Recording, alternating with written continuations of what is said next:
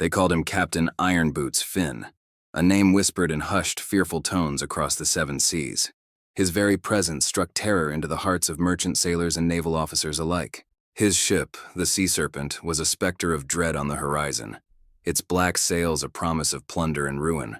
Yet for all his fearsome reputation, Captain Finn harbored a secret shame, a paradox that defined his very existence.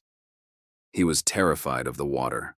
On the deck of the Sea Serpent, he was a master of his domain, but he never strayed from the ship's center, keeping a cautious, calculated distance from the railings that separated him from the churning, dark expanse below.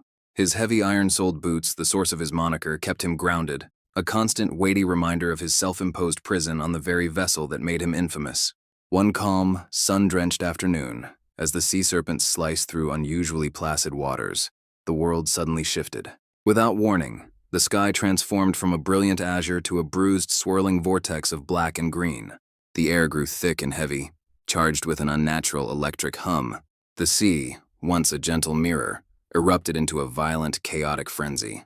Towering waves rose like angry gods from the deep, their crests frothing with white rage. This was no ordinary squall. It was a malevolent, sentient force, a storm conjured from the darkest nightmares of the ocean itself, and it had come for them. The ship groaned and shuddered under the immense, crushing pressure of the sea's sudden and inexplicable wrath. While his seasoned crew battled against the tempest, desperately trying to wrestle control of the bucking ship, Captain Finn was lost to his own personal hell. He had retreated to his cabin, but there was no escape. The roar of the ocean outside became a deafening symphony of his deepest fears. He was frozen, not by the cold sea spray that found its way through the cracks, but by a paralyzing terror that gripped his soul. His mind was violently thrown back in time, to a horrifying memory he had long suppressed, a childhood shipwreck. He saw it all again with gut-wrenching clarity. The splintering wood, the screams swallowed by the storm, and the chilling, suffocating embrace of the cold, black water as it pulled him under.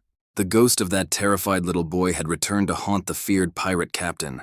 The battle for the Sea Serpent reached its terrifying apex.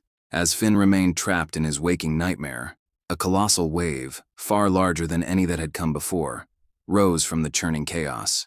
It was a monstrous liquid entity, its crest curling over the ship like a giant clawed hand reaching from the abyss. The wave crashed down upon the deck with the force of 1,000 cannons, the impact splintering the main mast and sweeping everything, and everyone, into the sea's cold embrace. Finn was dragged from his sanctuary, his iron boots offering no anchor against the ocean's fury. Pulled down into the crushing, silent depths, the world became a swirling blur of darkness and suffocating pressure. Ghostly figures of drowned sailors with hollow eyes and silent screams swirled around him in the abyssal gloom, their spectral forms a haunting welcome to his new, watery grave. He awoke with a sputtering gasp, salt water and sand searing his throat. The sun was warm on his face, the sky a serene, indifferent blue.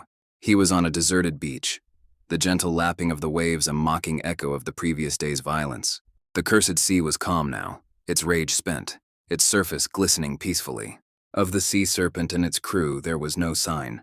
He was utterly alone, the sole survivor of the ocean's targeted fury.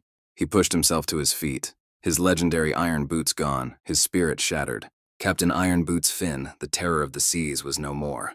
He was just Finn, a broken man, saved by the very element he feared, only to be made its eternal prisoner, forever bound to the shore.